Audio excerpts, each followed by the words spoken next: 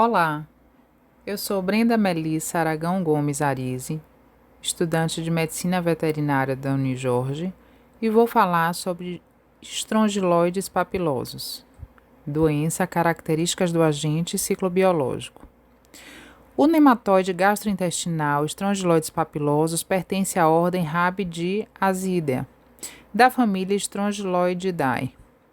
A forma adulta encontra-se fixada sobre o epitélio do intestino delgado, duodeno e jejum, levando a reações inflamatórias com edema, erosão da mucosa e enterite catarral. Este parasita é citado por muitos autores como de maior prevalência em bezerros jovens. O ciclo evolutivo desta espécie difere dos demais nematódios, pois constitui a transição entre o ciclo de vida livre e o de vida parasitária. A transmissão dos estrongiloides papilosos ocorre principalmente pela penetração ativa da larva infectante na pele, ingestão de pastagens contaminadas e pela via galactogênica, ou seja, a ingestão de larvas no colostro, leite. Infecções por estrongiloides papilosos são bastante comuns em animais muito jovens, desde o nascimento até os 4 meses de idade. O mesmo ocorre em fêmeas gestantes e recém-paridas.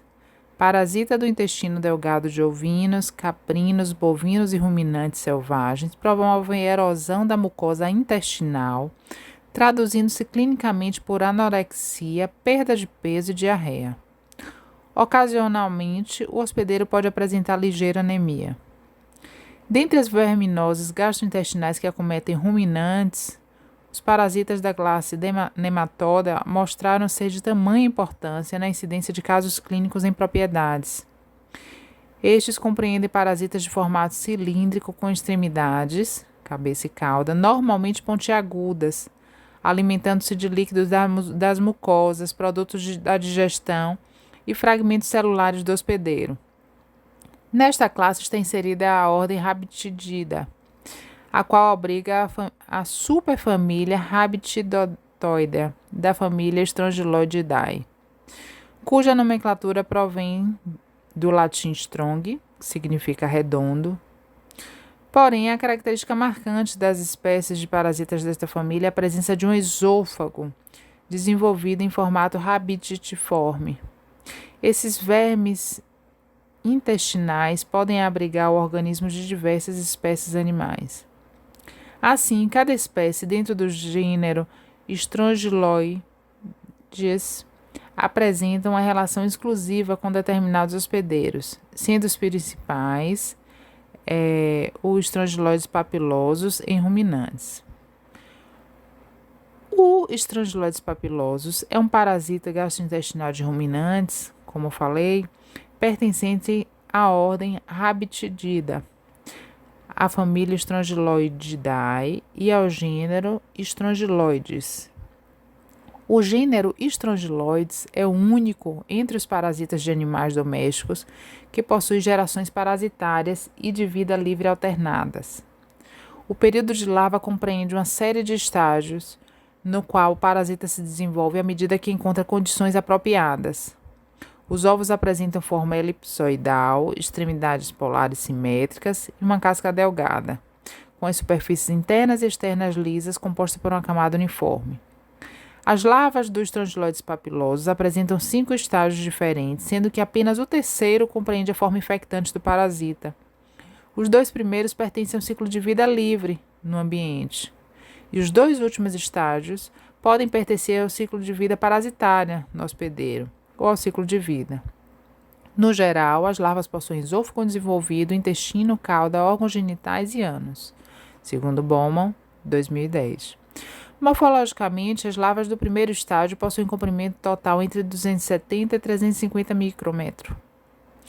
As larvas L1 passam por o processo de muda e logo se transformam em larvas do segundo estágio, L2, morfologicamente semelhantes às anteriores, porém com o esôfago mais alongado, com as divisões do corpo menos pronunciadas, ocorre o aumento de todo o corpo da larva e redução do tamanho do primórdio genital.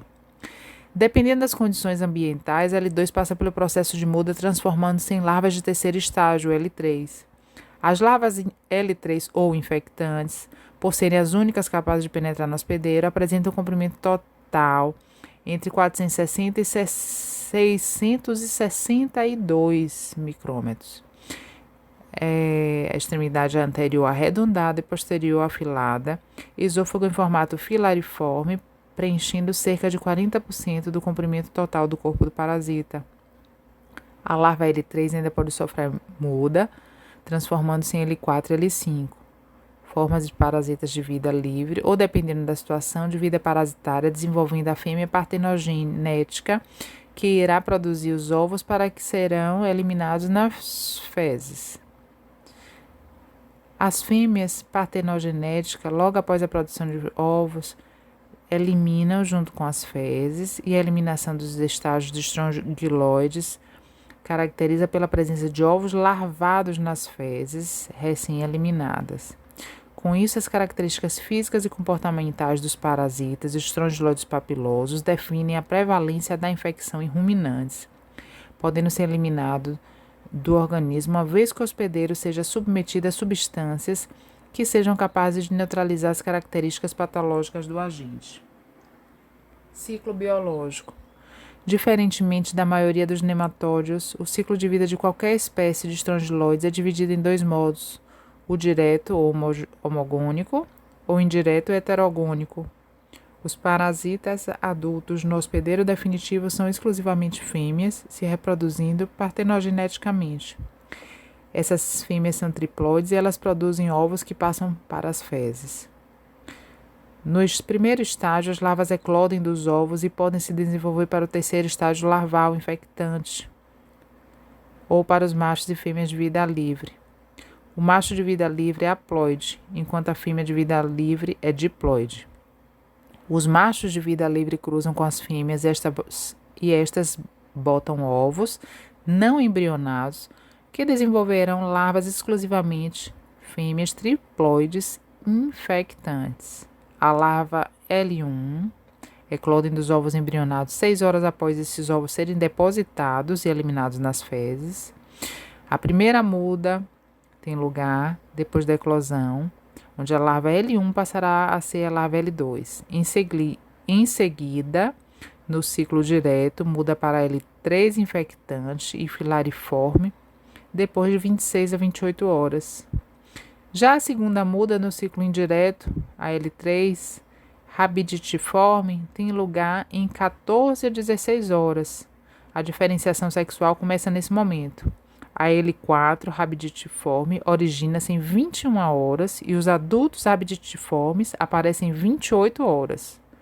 Os ovos não embrionados produzidos por machos e fêmeas de vida livre eclodem 6 a 10 horas e as L1 rabiditiformes são exatamente iguais às que eclodem de ovos de fêmeas parasitas, segundo Andrade, 2010. Pode ocorrer também a autoinfecção, que possui dois modos: a externa, onde ocorre a transformação de larvas rabiditidoides em filarioides, infectantes na pele da região anal ou perianal, e a interna, onde casos de baixa imunidade podem propiciar a evolução do parasita no intestino delgado ou grosso e penetração direta da mucosa por